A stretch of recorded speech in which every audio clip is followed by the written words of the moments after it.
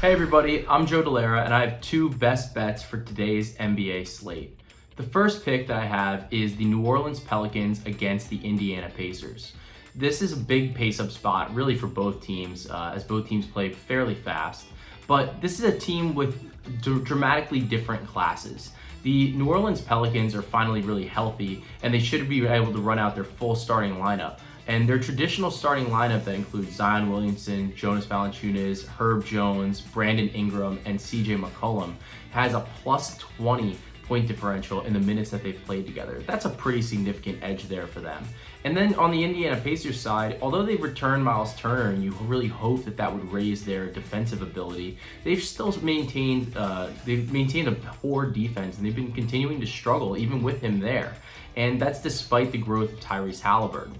And look, this team, they're running into some depth concerns with some of the injuries that they have, and that may actually force rookie Benedict Mathurin into the starting lineup, which may be good overall, but it's going to impact their depth. And this is a team that's playing a New Orleans Pelicans team who's had to deal with injuries already and was still extremely successful. And despite all of that, they still have the 7th best adjusted net rating in the league at plus 5.5 compared to the Pacers who have a negative number.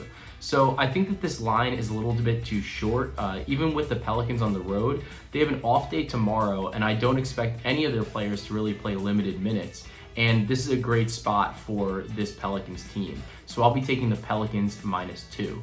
The second pick that I like is the Boston Celtics -3 against the Memphis Grizzlies. Look, the Celtics are just incredible on the season, and they have the #1 adjusted offensive rating in the league at 120.6 and the 6th best adjusted net at plus 5.9.